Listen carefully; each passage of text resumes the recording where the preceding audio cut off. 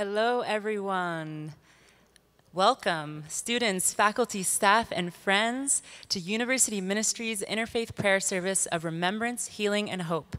You're welcome to move up if you feel comfortable. If not, you can stay where you are. Thank you so much for coming, those that are here, those that are streaming online. If we've learned anything from the past 18 months, it's that community is one of the most important things in the world. We gather here today from a variety of faith and non-faith backgrounds to grieve, pray, and hope together. May we create bonds of community, compassion, and strength that will carry us throughout this year and beyond. There is a Hebrew prayer that says, Elohai neshama shenatata bi tehora hi. The soul you have given me, O God, is pure. You created it, formed it, and breathed it into me. May we recall in this moment the pureness of our souls and reawake them together in this room. Now I invite you to close your eyes for a moment and join me in a meditative opening prayer.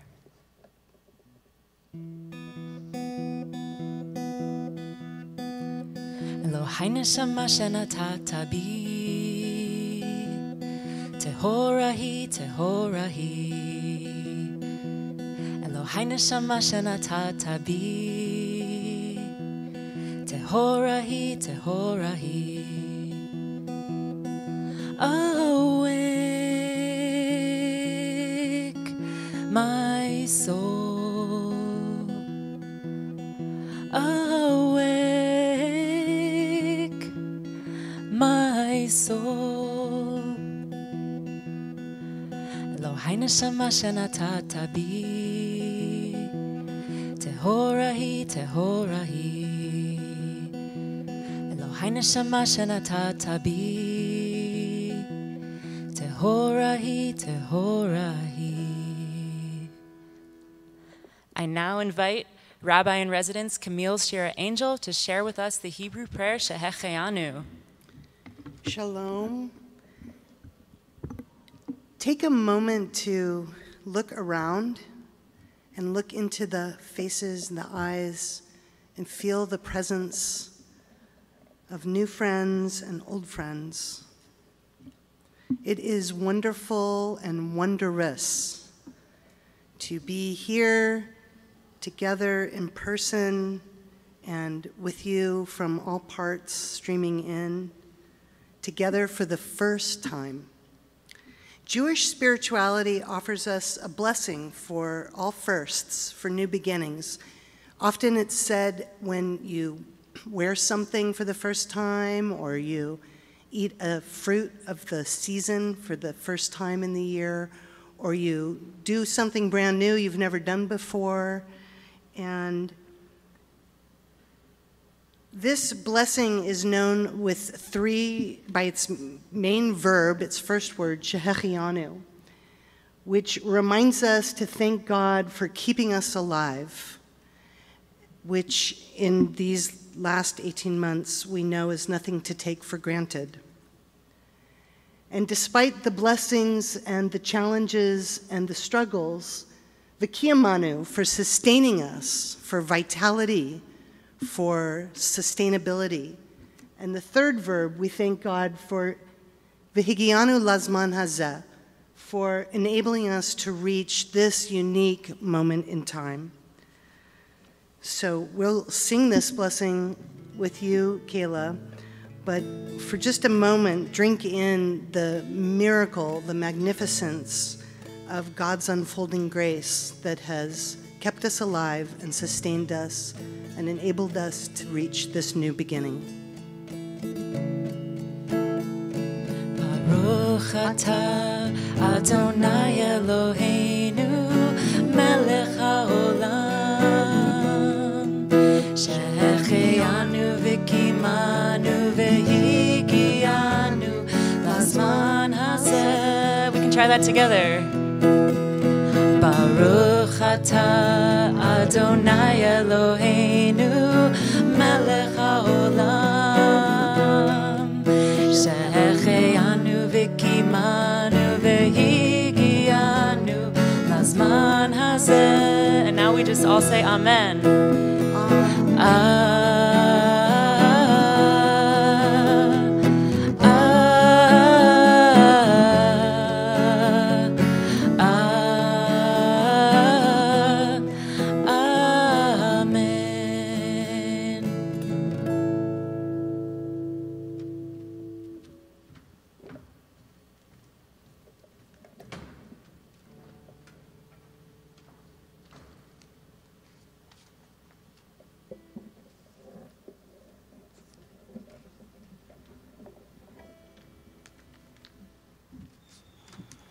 Good afternoon.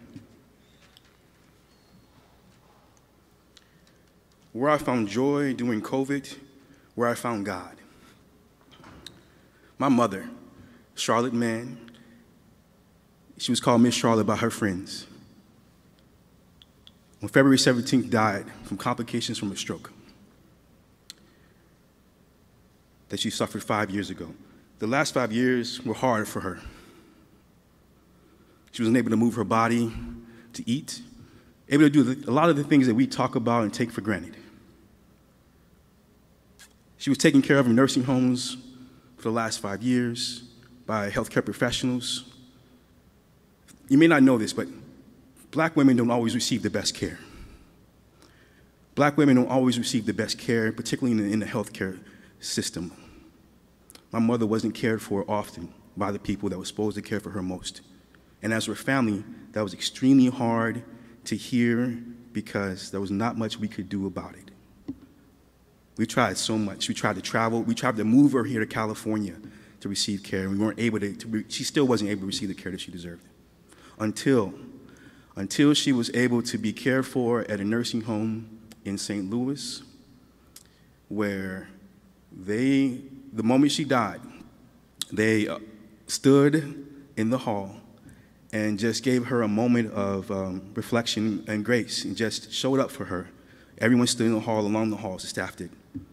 And the best thing about that is that throughout that time period, that nursing home, we knew that she was cared for, we knew that she was seen as a person, we knew that she was loved.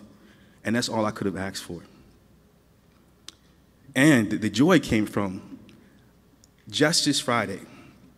I was talking with a student, a former student, who came in my office to let me know what they were up to. I had no idea what they were up to. I knew that they were a nurse. I had no idea what they were doing right now. What they told me blew me away. As I was preparing for this, they told me that there are a NICU nurse in St. Louis. They are a NICU nurse in St. Louis. This was a student here who we had tons of conversations about justice, what it meant to be a practitioner who cared for the whole person. And they just told me that they were serving people like me in St. Louis, where my mother didn't receive the care that she deserved. It blew me away. What a blessing that was. What a blessing that was.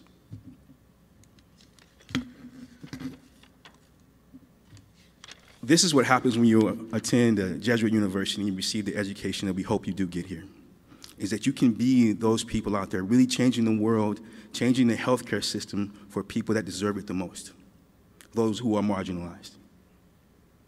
Through all the hardships, you can find a blessing. All the heartache, you can find a blessing. I feel blessed by the extra years that I got with her, to be able to hold her hand, to be able to provide her a little bit of comfort, to see her smile, to be able to whisper, "I love you" to her family, to see her see her grandkids grow up a little bit more than they did before, than she would have missed out on if we lost her earlier. Joy can exist in moments of heartache. I want to say that again. Joy can exist in moments of heartache if we're paying attention to them. It can mean the simplest things we can find God. I find my mother all the time. Her spirit is around me every day. Joy is still possible. Despite the pain that I'm really feeling now, I still feel it. I know that joy that she brings in those encounters, just like the one I mentioned, that was my mother reminding me of her presence. The pandemic brought me joy. What? Here's how. Because of COVID, I couldn't see my mother's face. I haven't seen her and couldn't see her in 17 months. I couldn't visit her. But because of technology, I was able to see her virtually, actually more than I was able to see her in person being here in California. That look that mothers can do about don't bother me anymore, she gave me that look. I knew she was still there. And I am so grateful for that because I got that moment because of technology. Again, that's a small moment.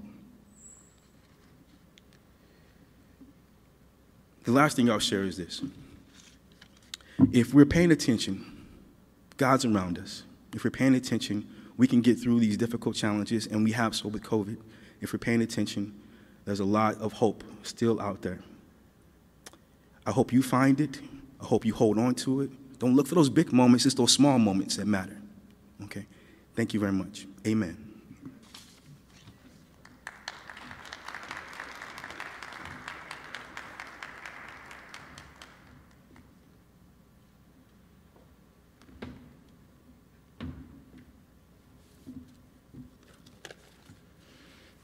Thank you, Lester. Good afternoon. It's both wonderful and exhausting to be on a full campus again. Over the last 17 months or so, while USF was open virtually, each day living as I do in the Jesuit community here on campus, I was walking around a virtually empty campus. Over these months, I've been nurtured by reading more books than usual. One book I recommend is Let Us Dream, The Path to a Better Future. In it, Pope Francis ends this book, this powerful book, with a poem, one Francis discovered after it had gone viral. The poem is called Esperanza and is by Cuban comedian Alexis Valdez. Francis says the poem expresses what he's trying to describe in his book, and he hopes that it will help us to decenter and transcend so that all our peoples may have life. When the storm passes and the roads are tamed, and we are the survivors of a collective shipwreck, with a weeping heart and a blessed destiny, we will feel happy just for being alive. And we will hug the first stranger and praise the luck of not having lost a friend. And then we'll remember everything we lost. And all at once, we will learn all we had not learned before. We will no longer be envious because we have all suffered. We will no longer be lazy and will be more compassionate. What belongs to all will be worth more than that never achieved. We will be more generous and much more committed. We will understand how fragile it means to be alive. We will sweat empathy for who is alive and for those who have left us. We will miss the person asking for $1 in the market. We didn't know their name, although they were next to us. And perhaps this marginal person was your God in disguise. You never asked for their name because you were in a hurry. And everything will be a miracle, and everything will be legacy. And life will be respected, the life we have won. When the storm passes, I ask God, full of sadness, to return us to be better, as God had dreamed we would be. With a weeping heart and a blessed destiny, we will feel happy just for being alive. I now invite us all to take a moment of silence in memoriam to remember and recall all those people we have lost during this time of COVID. For me, they include many of my Jesuit brothers who died of COVID, and also my dear friend, Albert Mares. And even if you have been fortunate enough not to lose anyone close to you, we all have so much to grieve. As humans, we are all connected intimately to one another, part of the same human family. And then we'll remember everything we lost, and all at once, we will learn all we had not learned before.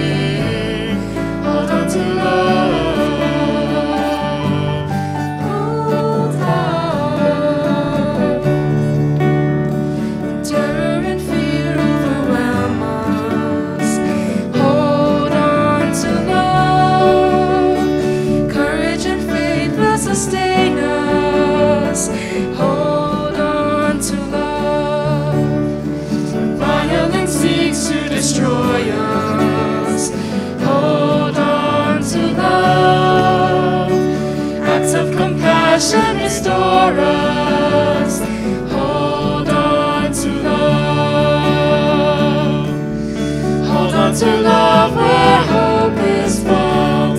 Hold on to love where joy abounds. Hold on to love where grace and mercy's overflowing. Hold on to love. Hold on. Hatred is used to divide us. Hold on to love. Wisdom and truth, they unite us. Hold on to love. Prejudice poses as freedom. Hold on to love. Dignity means all are welcome. Hold on to love. Hold on to love where hope is found. Hold on to love where joy abounds. Hold on to love where grace and mercy's overflowing. Hold on to love where hope is found. Hold on to love where joy abounds. Hold on to love where grace and mercy's overflowing. Hold on to love. Hold on to love.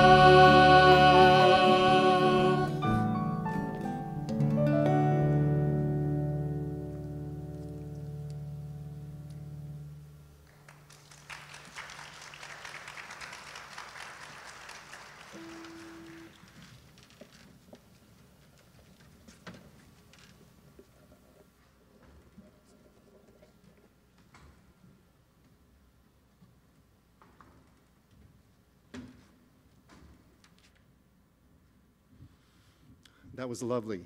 Thank you.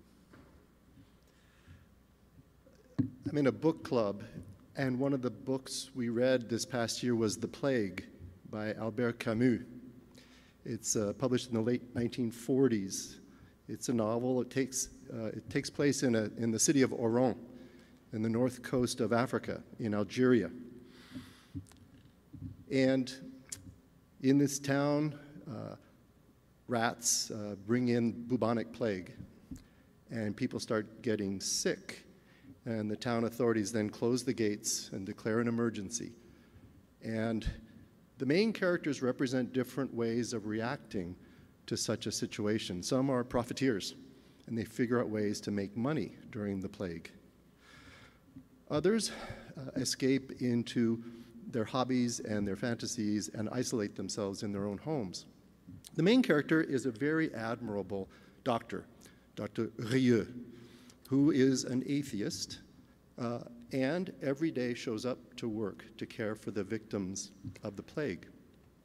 And he is steady and steadfast and is simply motivated by his professional duties and his human decency. One of the least sympathetic characters of the novel is a Jesuit priest, Father Panilou, who preaches this big homily early in the plague saying that this is God's judgment on the people for the hardness of their hearts. He's one of the only characters in the novel who changes over time. His theological certitudes crumble as he witnesses more and more human suffering, until finally he's at the bedside of a young boy, a little boy, who's dying of the plague. And he's innocent, you know, and this is the greatest challenge of all to people of faith, is the death and the suffering of the innocent. And the boy dies. And then Panilou himself, a few days later, exhibits the symptoms of the plague and is hospitalized, and he dies. And yet, when they test him, he tests negative. He doesn't have the virus. And yet, in perhaps his greatest act of human sympathy, he dies with that boy. And at the end of the novel, Rieux, who is the narrator, says, the epidemic What he simply wanted to say was that we learn in the midst of plagues. And this is what we learn in the midst of plagues. There is more to admire in people than to despise. So in this time of plague that we have lived through, I think we can each find many instances where we've seen much to admire in the people around us, which is much greater than those things that we saw in people, the selfishness or whatever that might have distracted us or dismayed us. I invite us now to listen to several voices and see the faces of members of our community who will join their reflections to ours today.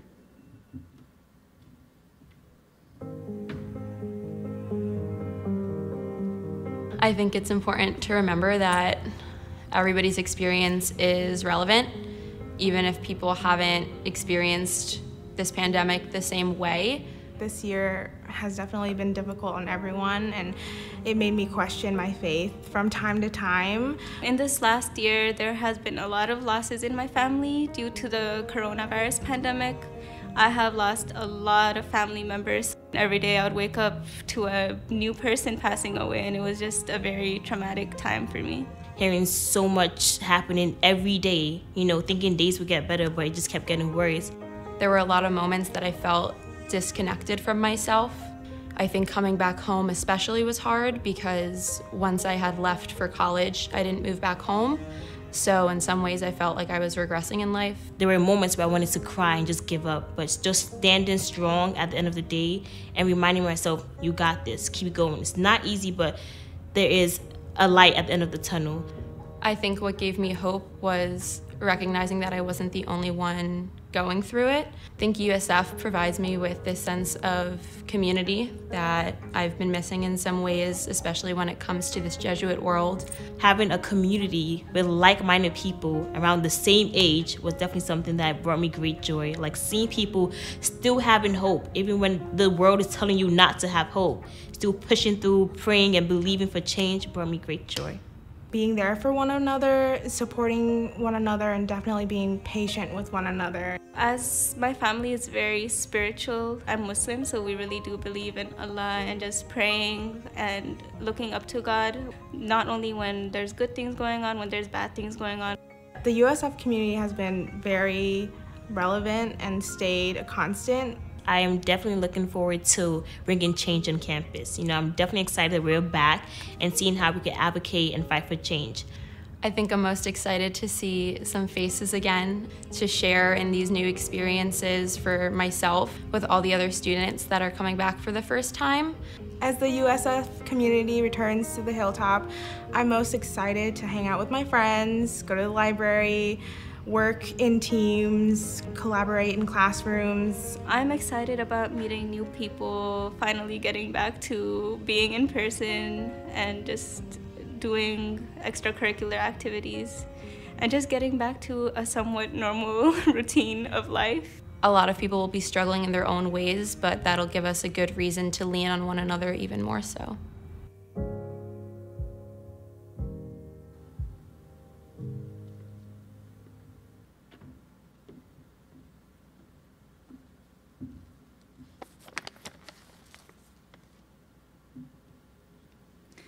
Good afternoon, students, faculty, librarians, staff, alumni, families, and friends. I would like to greet you in a traditional Nigerian Igbo way, but we like call and response, so you're going to have to help me with that. And so some of us know this already. When I say kedu, you say adema. So kedu. Thank you, adema. It is good, it is God. So I'm so grateful that we have this opportunity to come together as community. I'm grateful to our university ministry team for creating a space for healing, for connecting to our heart space, for building community, for knowing that we are in this together. Thank you to everybody who put this event together today. And I felt called today to share a few reflections on the concept of ambiguous loss. and also to talk a little bit about what author and healer Resmaa Menakem calls the pathway to mending our hearts and bodies. So the last 18 months have been full of loss. We have grieved the loss of our hopes and dreams for what we thought was going to happen, even as perhaps some of you graduated high school remotely. You took your first year of college on Zoom. It was not what we expected or dreamed of for our last year. We have had the loss of loved ones, the loss of connections, the loss of those hugs, and the loss of knowing and being together in space. My daughter misses her grandma so very much, having not seen her for the longest in her whole life that she's not been with her grandma. We've lost gatherings. The opportunity to come together and break bread. Eating together is so important in so many traditions. We can't eat together with a mask on. We've lost so many celebrations. Some of us didn't get married when we should have done. Others of us weren't able to be at those special moments as we welcome new ones into this world. We've lost more and more loved ones taken from us prematurely by all of the pandemics that we've been experiencing. So loss naturally leads to grieving. And it's a process that we're used to thinking of in terms of moving through stages from denial, anger, but ultimately to a place of acceptance and resolution to move on with our lives. But that doesn't really fit with the losses that we've been experiencing in the past 18 months. The sadness, illness, and death caused by the virus, or the racist police murders, or the missed holiday gatherings, the moments that we can never again recapture. They just don't have an end that we can mourn, that we can draw a line under, that we can come to closure around. Every new loss that we experience seems to be layered on top of those existing losses, leading some in our community to feel bitter, to feel lost, to feel a sense of burnout. So ambiguous loss was a phrase coined by psychologist Pauline Boss to name the reality that every loss does not hold a promise of anything like resolution. In talking to people who had lost loved ones who had disappeared, in fact, and were never found again, she learned that our cultural expectations that we should grieve and then move on was actually inflicting emotional harm. Instead, she argued, we need to find a way to honor and live with our many losses that simply don't have an end, to find joy and live our lives fully, even while grief may be a very present companion. I learned about ambiguous loss when my mother passed 3 years ago. My mother was an amazing woman, born into a coal mining family in the 1930s. She found a pathway to studying math at a small liberal arts college, and she subsequently became an aerospace engineer.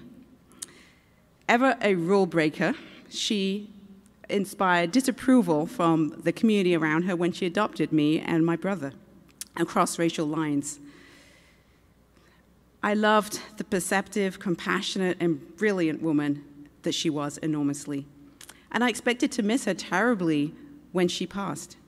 But instead, I found myself feeling ambivalent and guilty because I now realize I had already started mourning her many years before when she was diagnosed with dementia. Losing her was like sand running through my fingers. She disappeared gradually, forgetting our lives together, one memory at a time, until she just didn't even know who I was at all. By the time she passed physically, I had been grieving her for years. And it felt like I just didn't have the capacity for the full-blown mourning expected of a good daughter. That's one form of ambiguous loss. Ambiguous loss defies compartmentalization into neat stages. We can't control it. We can't decide when it will be over. We can only acknowledge its presence and give ourselves permission to be exactly how we are feeling in this moment. We can trust that we can touch the sadness and loss, be still with it, honor it, and that it won't drag us down or paralyze us. By holding our hearts with tenderness and acceptance, we allow ourselves to just be with all of our complexity and humanity. I invite you to take a moment to, if you're comfortable, close your eyes and touch your own heart space. Just allow yourself to feel the losses of the past 18 months. Breathe deeply. Send love and comfort to your heart. Let it know that you can provide a loving container for all that is there. When you're comfortable, open your eyes. Acknowledging our grief is a first step. Once we acknowledge the soul wounds that we have experienced, we have the opportunity to begin to mend our hearts and our bodies. How we heal is unique to each of us, but we all have healing work to do. And our community is better when we commit to doing that work individually and together. Some of us may pursue therapy. Others of us take up an embodied practice like yoga or gardening. Some of us find the soothing balm in prayer or meditation. I want to offer a surprising source of healing, and that is inexplicable joy. Sometimes we think that we cannot experience joy while we are grieving, or that somehow it's disloyal to do so. But that's a misconception. We are complex human beings capable of moving through a great deal of emotional weather in a day, or even a moment. Inexplicable joy is what we experience when we pause and notice the natural beauty around us. When a class erupts in laughter and we realize we don't have to take ourselves quite so seriously after all. When we take a deep breath and remember that we are alive. It comes to us unexpectedly and uninvited, a gift, a grace. Today, the acute pain of my mother's loss has softened. I think of her when I walk along the coastline and I see a view that she would have loved. I think of her when my daughter has an ear infection and I wish I could call her for home remedies. When I touch my heart space, I feel her presence holding me with love, with compassion, and with boundless love. So I invite you, as you return to the intellectual work of this semester, writing papers, preparing classes, remember that anything that has been broken can be healed, even when that is a heart. Thank you.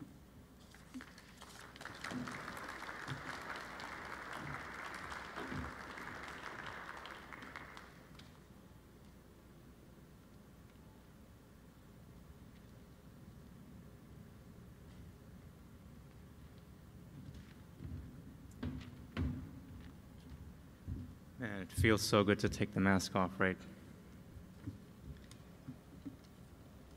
But as an undocumented immigrant living in the United States, I have come to a realization that my life seems to be a long and ending social pandemic. There are common themes that were found across the United States during this pandemic. Isolation, grave impacts on mental health, lack of access to education and working opportunities, lack of access to healthcare and other variety of opportunities and support systems.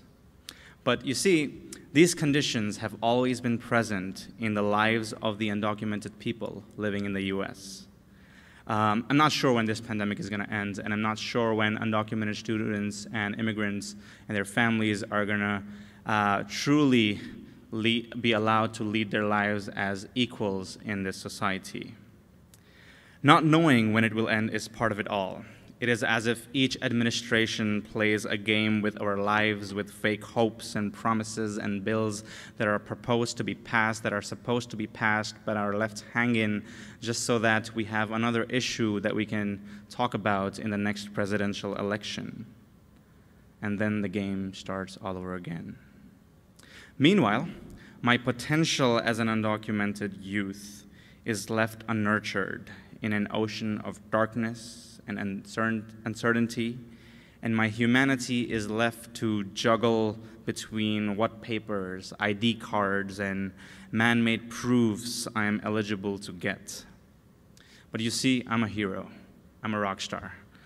I'm a protagonist of my story, and I refuse to allow others to write it. I refuse to give up on my dreams, and I will keep getting back up each time the systems of this country try to knock me down and block me from achieving my dreams. I refuse to allow my humanity to be determined by some mere papers and cards.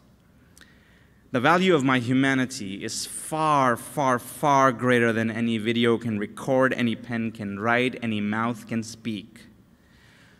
I'm a Muslim. And Allah, our God, told us in the Quran that, so verily, with hardship there is ease. And verily, with hardship there is ease. If there's one thing I've learned as an undocumented immigrant living in this country for the past 10 years is that perspective is the most valuable thing after health. Someone who has everything and not the right perspective has nothing.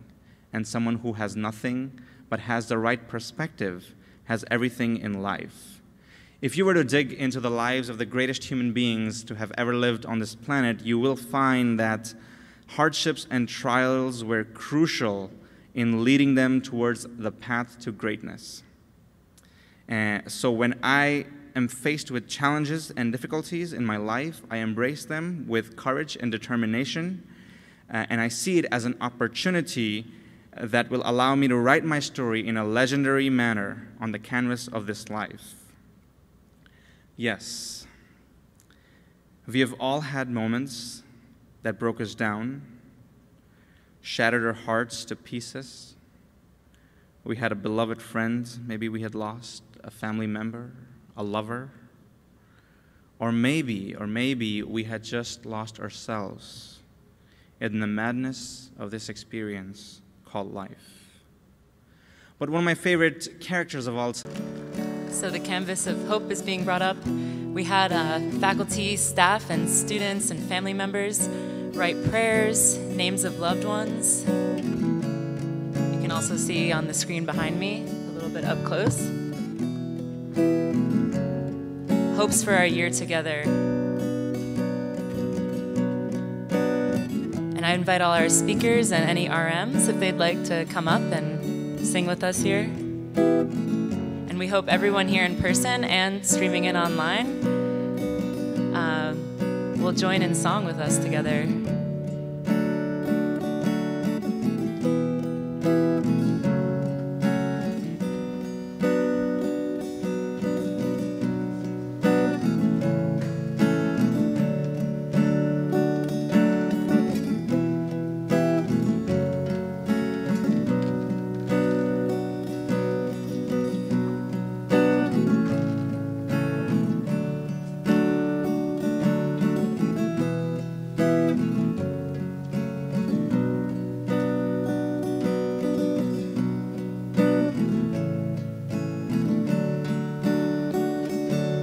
Called We Are Loved by Rabbi Shir Yaakov. We are loved by an unending love, and I hope you'll sing with me.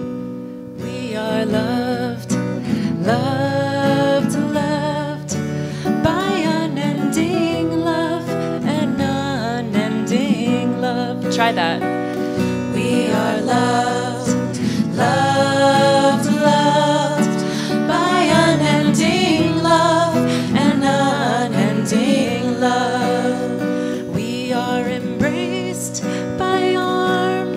Find us even when we are hidden from ourselves. We are touched by fingers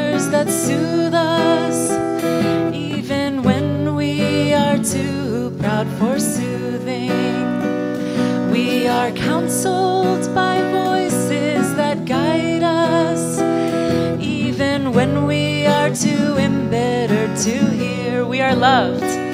We are loved, loved, loved by unending love and unending love. We are loved, loved, loved by unending love and unending love. We are supported by hands that uplift us, even in the midst of a fall. We are urged on by eyes that meet us, even when we are too weak for meeting. We are loved, loved, loved by unending love and unending love. We are loved, loved, loved by unending love and unending love. Embraced, touched, soothed, and counseled. Ours are the arms, the fingers, the voices. Ours are the hands, the eyes, the smiles. We are loved by an unending love. We are loved.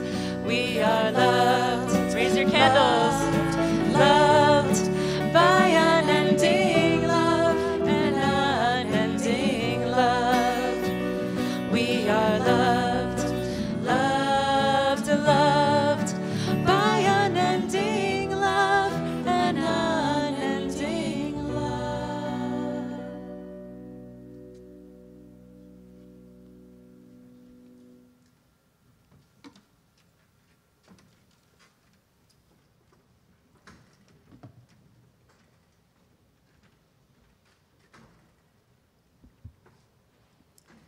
Good afternoon, everyone. My name is Angelica Quinones, and I am the Interim Director of University Ministry. This moment in community would not have been possible without the generosity of this community.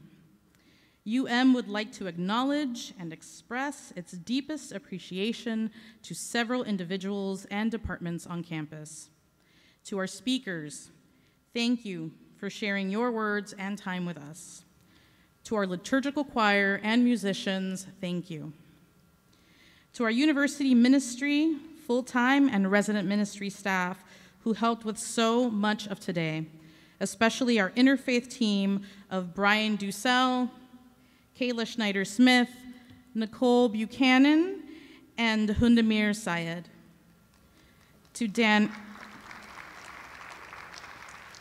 our thanks also to Dan Irwin and Sabrina Sayre at OMC, Jennifer Juice at Events Management, who made this possible, Chi Nguyen, who created the beautiful video that you saw today, all those who contributed to the Community Canvas project, and most importantly, thank you to all of you here present and all of you watching on the live stream. We are stronger together in community, and it is community that will push us forward through this time. Thank you.